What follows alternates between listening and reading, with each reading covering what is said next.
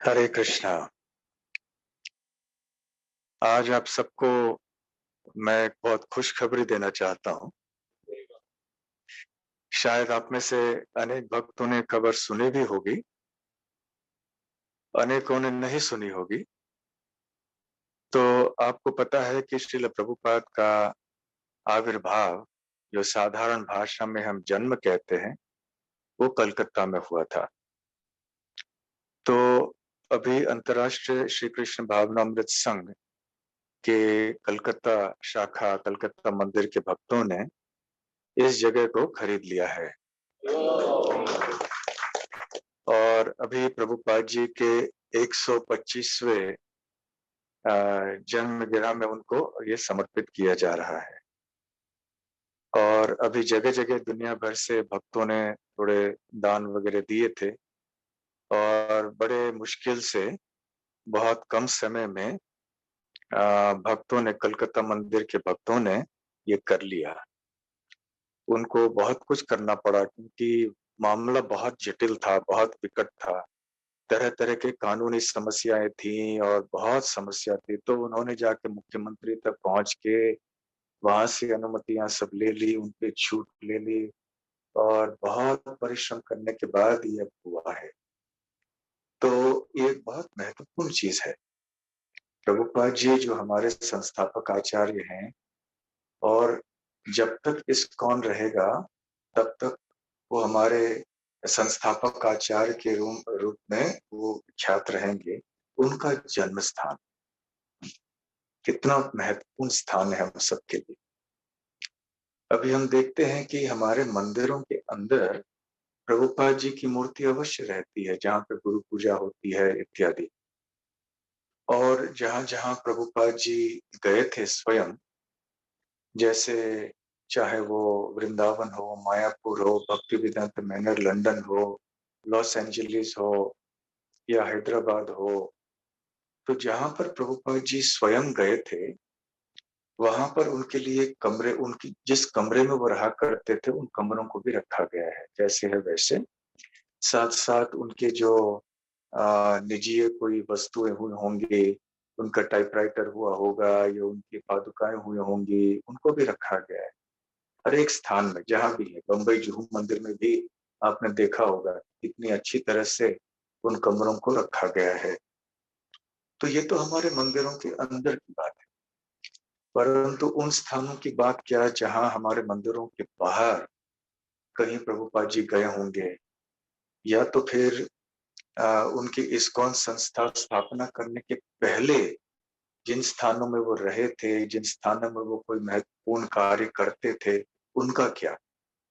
तो पिछले अनेक वर्षों से हमारे अ, अनेक मंदिरों के भक्त अपने-अपने स्थानों में जो भी प्रभुपाद से संबंधित स्थान है, उनको खरीदते जा रहे हैं। जैसे आपने प्रभुपाद लीलामृत में पढ़ा होगा कि नई दिल्ली में छिप्पीवाड़ा एक स्थान है। वहाँ पे एक मंदिर था जहाँ पर प्रभुपाद जी थोड़े समय के लिए रहा करते थे। जबकि वो वानप्रस्थी में थे, वानप्रस्थ के बाद में संन्यास लिए। तो वो मंदिर भी इस्कॉन ने खरीद लिया है। एक तो मेरे ख्याल से 5-6 साल या ऐसे कुछ हुआ होगा। तो उसी तरह से वृंदावन में भी राधा दामोदर मंदिर में प्रभुपाद जी ने 2 कमरे किराए पे लिए थे और आज भी वो हैं किराए पर और आशा करते हैं कि जब तक है वो है मंदिर रहेगा, वो प्रभुपाद जी के कमरे भी रहेंगे वहाँ पर। तो ये सारे स्थान जो हैं, इस्कॉन संस्था स्थापना करने के पहले प्रभुपाद वहाँ रहा करते थे या जाया करते थे। तो आज हम लोग जाते हैं उन स्थानों में। जब भी इस्कॉन के भक्त वृंदावन जाते हैं, कृष्ण बलराम मंदिर जाते हैं, विग्रहों का दर्शन करते हैं और फिर जिस कमरे में प्रभुपाद रहा करते थे, वहाँ अवश्य जाते हैं। साथ-साथ में राधा दामोदर मंदिर भी जाते हैं। वहाँ प्रभुपाद जी के 2 कमरों में भी जाते हैं। तो धीरे-धीरे से जैसे ये सारे स्थान इस्कॉन को प्राप्त हो जाते हैं या यदि प्राप्त नहीं भी होंगे, फिर भी भक्त उन स्थानों में जाते हैं। क्यों? क्योंकि हमारे लिए ये स्थान तीर्थ स्थान है। जैसे कि युधिष्ठिर महाराज अम, विदुर जी से कहते हैं ना, भगवद्गीता भागवता तीर्थभूत स्वयं विभो तीर्थी कुर्वन्ति तीर्थानि स्वान्तस्थेन गदावृता। वो कहते हैं कि हे विदुर जी, आप तो महात्मा हैं, आप भगवान के महान भक्त हैं और आप स्वयं तीर्थ स्थान है। तीर्थ भूत स्वयं विभो, हे विभु, हे स्वामी, आप स्वयं तीर्थ स्थान है। और तीर्थी कुर्वन्ति तीर्थानि, आप तीर्थ स्थानों को तीर्थ स्थान वास्तव में बनाते हैं। क्योंकि ऐसे भागवत में बताया जाता है कि जितने भी तीर्थ स्थान हैं, क्या होता है उनमें, लोग वहां जिनको भक्ति के बारे में वैसे ज्ञान नहीं है, वो केवल अपने पापों को धोने के लिए इन स्थानों में जाते हैं। जैसे गंगा में स्नान करते हैं, और गंगा जी के लिए ये बोझ बहुत भारी पड़ जाता है, क्योंकि इतने सारे लोगों के इतने सारे पाप उनके जल में आ जाती हैं, तो गंगा जी के लिए बहुत मुश्किल होता है इस भार को सहन करना। और यही तो एक संकोच था, एक हिचकिचाहट थी गंगा जी के मन में, जब भगीरथ राजा ने उनसे प्रार्थना की कि आप यहाँ पर कृपया अवतीर्ण होइए, तो उन्होंने कहा नहीं नहीं, आप पृथ्वी लोक के लोगों का जो पाप है वो मेरे जल में आ जाएगा, मेरे लिए असहनीय हो जाएगा। और उस समय भगीरथ महाराज ने कहा था चिंता नहीं कीजिए, क्योंकि जब महान वैष्णव आपके जल में स्नान करेंगे तो वो सारे आपके जल में जो पाप आदि सब जमा हुआ है वो सब धुल जाएगा, साफ हो जाएगा। तो इसलिए गंगा जी को भी पवित्र करते हैं, तीर्थ स्थानों को पवित्र करते हैं, ऐसे महान वैष्णव हैं।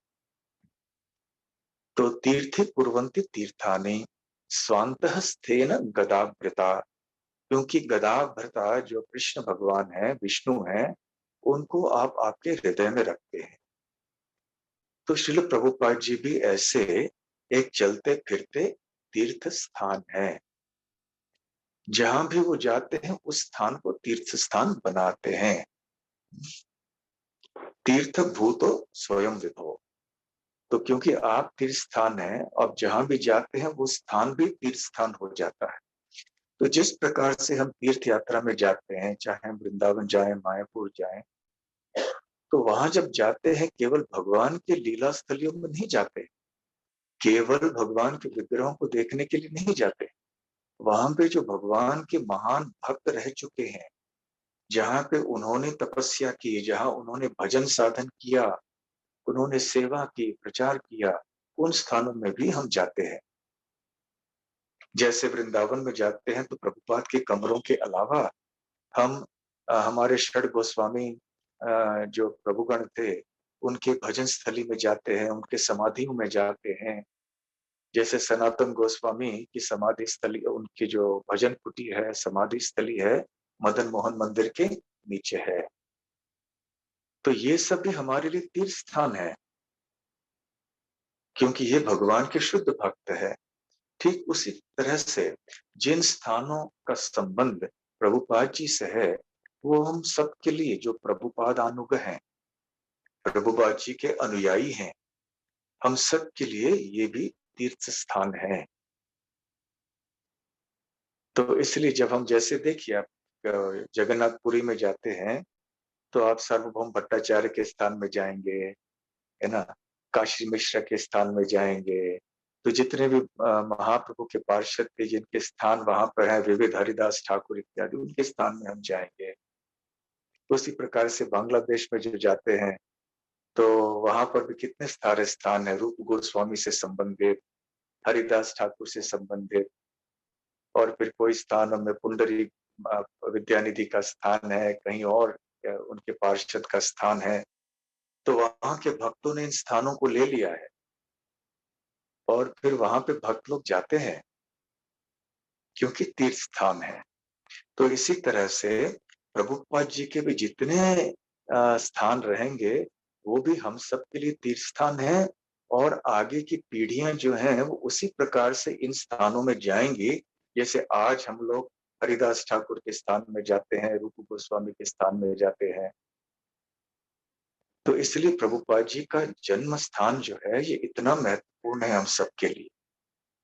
ये केवल ऐसा स्थान नहीं है जहाँ श्रील प्रभुपाद जी केवल एक बार कुछ प्रवचन देने के लिए गए थे, वो भी स्थान महत्वपूर्ण है हमारे लिए। परंतु जिस स्थान में उन्होंने जन्म लिया, वो कितना महत्वपूर्ण है हम सबके लिए।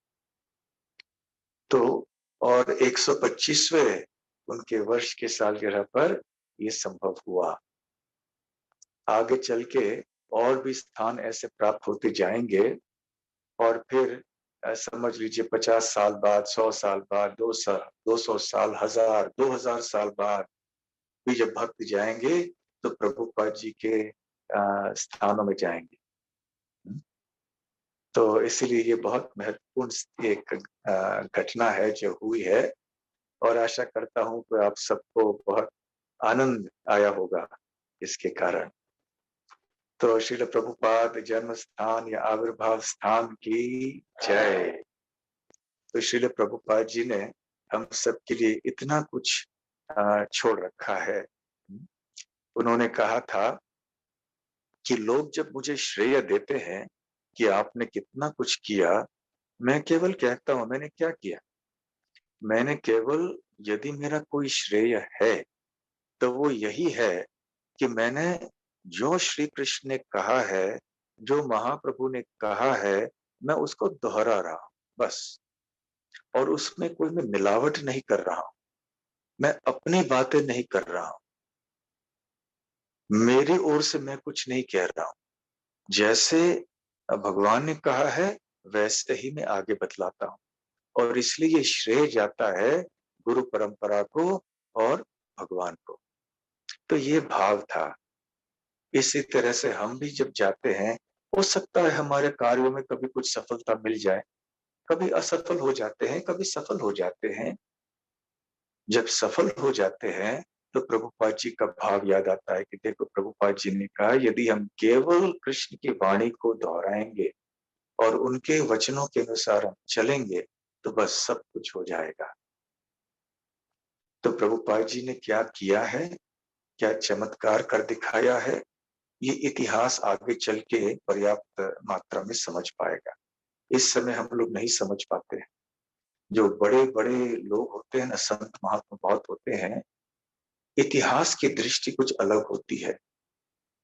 कई लोग होते हैं जो उनके समकालीन लोग उनको ठीक से समझ नहीं पाते हैं, उनकी महानता को जानते नहीं। परंतु जब समय बीत जाता है 50 साल, 100 साल, फिर लोग समझने लगते हैं कि अरे!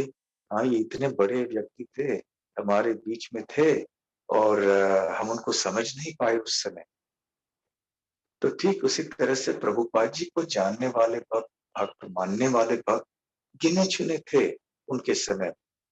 हाँ, उनकी ख्याति खूब हो गई भारत में या दूसरी जगह में कि ये अचानक कैसे इतना हरे कृष्ण आंदोलन का विस्फोट हो गया। परंतु जिस तरह से आजकल हम देखते हैं कि प्रभुपाद के बारे में और इस्कॉन संस्था के बारे में बहुत सारे लोग जानते हैं और ये बढ़ता रहेगा, इससे हम अनुमान लगा सकते हैं कि आगे चल के इतिहास में प्रभुपाद जी का स्थान और भी बढ़ता रहेगा। और हमारा सौभाग्य है कि हम प्रभुपाद जी के तिरुभाव के बस थोड़े दिन बाद ही इस संस्था से जुड़े। जब 5000 साल बाद लोग इस्कॉन संस्था में रहेंगे, 5000 साल बाद, तब उनका अंतर प्रभुपाद जी से कितना रहेगा? 5000 साल का। और हमारा अंतर कितना है प्रभुपाद जी से? 30, 40, 50 साल। वो भी नहीं, कोई 20 साल, 15 साल। तो इसलिए आज इस 125वें सालगिरह का जो महत्व ये है, विशेष रूप से ये कलकत्ता में जन्म स्थान प्रभुपाद जी का अभी प्राप्त हो चुका है। अवश्य प्रभुपाद जी बहुत ही प्रसन्न होंगे इससे और अभी उसका निर्माण कार्य चल रहा है क्योंकि बहुत लोगों ने अपने-अपने घर बनाए लिए थे घर, तो वो थोड़ा कुछ ठीक-ठाक होना वो कार्य कर रहे हैं भक्त लोग। तो सोचा कि आप सबको प्रभुपाद जी के व्यास पूजा के दिन ये खुशखबरी देंगे।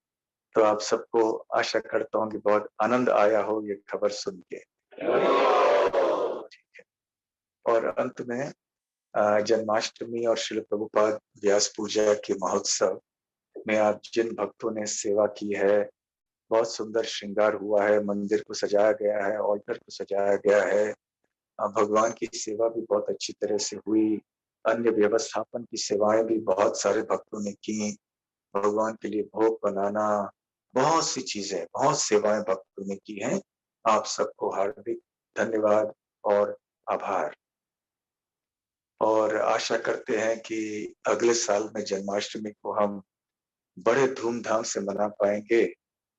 इस बार मनाया तो सही, कई लोग आए दर्शन के लिए, लेकिन कुछ हिचकिचाहट से कभी रुके, कभी नहीं। पुलिस से भी संदेश आया था कि बंद कीजिए, बंद कीजिए। सरकार के कानून भी हैं कि आप खुला नहीं रखना, ज़्यादा नहीं रखना खुला। तो ख़ैर थोड़ा बहुत हिचकिचा के, थोड़ा बहुत इधर-उधर करके कुछ तो कर लिया। परंतु आशा करते हैं कि अगले वर्ष तक सब ठीक हो जाएगा और जैसे हम प्रतिवर्ष मनाया करते थे इन उत्सवों को, वैसे हम मना पाएँगे। फिर भी आप सबकी समझदारी के लिए, आप सबके सहयोग के लिए इस समय आपको बहुत धन्यवाद। श्रील प्रभुपाद की हरे कृष्णा।